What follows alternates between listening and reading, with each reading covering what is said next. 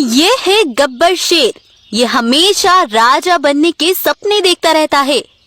इसने कई बार राजा बनने की कोशिश तो की, लेकिन हर बार नाकाम ही रहा। एक बार जंगल में नया राजा बनने की चर्चा चल रही थी। सभी जानवरों ने फैसला लिया कि जो भी कल होने वाली दौड़ प्रतियोगिता जीतेगा वही जंगल का राजा घोषित किया जाएगा। इसी दौड़ में गब्बर शेर ने भी हिस्सा लिया। अगले दिन दौड़ प्रतियोगिता शुरू हो जाती है।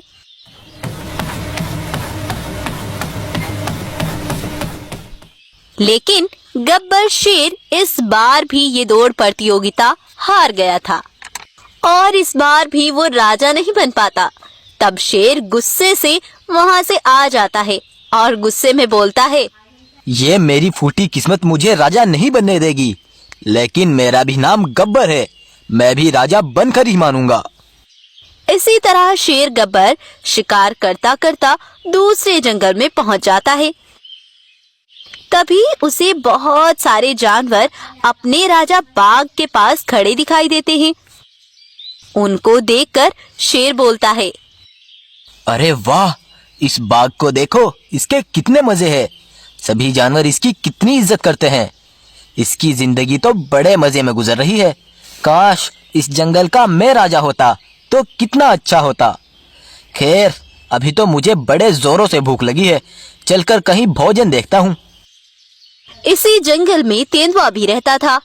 उसे जंगल के जानवरों का शिकार करने में बड़ा मजा आता था, लेकिन उसे सिर्फ बाघ का डर था, क्योंकि अगर कोई दुष्ट जानवर बाघ की प्रजा को कोई नुकसान पहुंचाता था तो बाघ उसे कभी माफ नहीं करता था और उसे उसकी सजा जरूर देता था।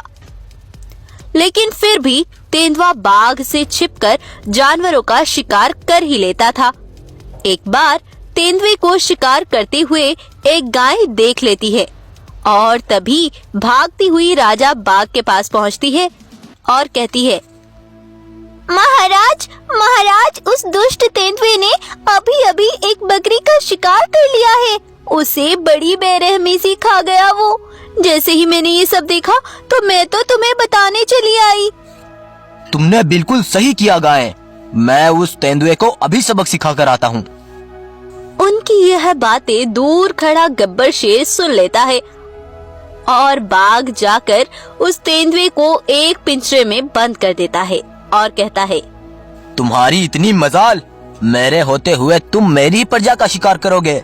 अब इस पिंजरे में रहकर भूखे मरो, यही तुम्हारी सजा है। इतना बोलकर बाघ वहाँ से चला जाता है। लेकिन गब्बर शेर बाघ का पीछा करते हुए ये सब देख लेता है और बाघ के चले जाने के बाद शेर तेंदुए के पास जाता है और कहता है, तेंदुए भाई, बाघ ने तुम्हारे साथ जो किया मैंने वो सब देखा। तुम्हारा राजा बाघ तो बड़ा ही दुष्ट है। हाँ शेर भाई, तुम बिल्कुल सही कहते हो। ये बाघ तो सोचता है कि सब इसी की तरह फल सब्जियां खाकर जिए। भला मांसाहारी जानवर इन फल सब्जियों में अपना कैसे पेट भर सकता है। इस बाघ ने मेरे साथ बिल्कुल अच्छा नहीं किया। मैं इससे इसका बदला लेकर रहूंगा। अगर यही बात है तो मैं तुम्हें तुम्हारा बदला दिलाऊंगा। मेरी भी हमेशा से एक ही ख्वाहिश है कि मैं भी कभी जंगल का राजा बनूं। शायद वो दिन अब आ गया है। अब मैं जाकर उस बाघ को धोखे से मार डालूंगा और उसके बाद उसकी खाल पहनकर इस जंगल पर राज करूंगा और फिर मैं तुम्हें भी इस कैद से आजाद करा दूंगा। फिर हम दोनों मजे से इस जंगल पर राज करेंगे, लेकिन यह राज हम दोनों के बीच ही रहना चाहिए। अरे वाह शेर, ये तो बहुत अच्छा आइडिया है। उसके बाद तो हम दोनों चुपके से शिकार करेंगे। जाओ, अब तुम उस बाघ को धोखे से मार डालो। तब शेर जाकर उस बाघ की निगरानी करने लगता है। तब शेर पीछे से जाकर हमला कर देता है और उसे वहीं जान से मार देता है और तभी जल्दी से उसकी खाल को पहन लेता है और खुश होकर कहता है, आखिर मैं जंगल का राजा बन ही गया। अब मैं बड़े चतुराई से इस जंगल पर राज करूंगा। कुछ देर बाद वहीं से वही गाय गुजर रही थी। तभी बाघ की खाल में खड़ा शेर उसे बुलाकर कहता है, सुनो गाय बहन, जाओ उस तेंदुए को पिंजरे से निकाल कर यहाँ लाओ। अब उसकी सजा पूरी हो गई, उसको अकल ठिकाने आ गई होगी। लेकिन महाराज, इतनी जल्दी उसे कैसे अकल आ सकती है? अगर उसने फिर से किसी का शिकार किया तो? नहीं नहीं गाय, अब वो ऐसा नहीं करेगा। जाओ और तुम उसे बुला कर लाओ। तब गाय तेंदुए को पिंजरे से आजाद करके बाघ की गुफा की ओर भेज देती है। तेंदुआ जल्दी से गुफा पर पहुंचता है और खुश होकर कहता है, अरे अरे शेर, ये तो तुमने सच में ही कमाल कर दिया। हाँ तो तेंदुए, क्या तुम मुझे हल्के में लेते हो?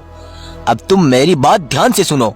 अब तुम रोज एक जानवर को मेरे पास बुला कर लाओगे, लेकिन याद रखना उस जानवर को यहाँ आते हुए कोई ना देखे। इस तरह से हम रोज एक एक जानवर का शिकार करेंगे और मजे से रहेंगे। तब अगले ही दिन तेंदुआ एक भैंस के पास जाता है और कहता है, सुनो भैंस, तुम्हें राजा बाघ ने बुलाया है। शायद उन्हें तुमसे कुछ बात करनी है। आओ तुम मेरे साथ चलो। तब तेंदुआ भैंस को लेकर गब्बर शेर के पास पहुंचता है और गब्बर तभी उसका शिकार कर लेता है और फिर वो दोनों उसे मजे से खाने लगते हैं। अगले दिन फिर तेंदुआ एक भेड़ को बुलाकर लाता है और उसका शिकार कर लेते हैं। कुछ दिन इसी तरह चलता रहा। जानवरों की संख्या भी अब कम होने लगी थी। वहीं बाघ की गुफा के पास एक पेड़ पर चील रहा करती थी। वो रोज देखती थी कि तेंदुआ रोज एक जानवर को बाघ की गुफा के पास ले जाता है और वो जानवर फिर वापस आता दिखाई ही नहीं देता। अरे, मुझे तो कुछ गड़बड़ लगता है। मुझे आज चलकर देखना पड़ेगा। तब चील बाघ की गुफा के पास जाती है कि बाघ और तेंदुआ एक बकरी का शिकार कर रहे हैं। यह सब देखकर चील वहीं दंग रह जाती है। मुझे तो इस तेंदुए पर पहले ही शक हो रहा था, लेकिन बाघ महाराज ऐसा क्यों कर रहे हैं? बाघ महाराज, मुझे चलकर ये बात सभी जानवरों को बतानी होगी। तब चील सभी जानवरों को इकट्ठा करती है और उन्हें जो हुआ सब बताती है। यह सुनकर सभी जानवर भी दंग रह जाते हैं।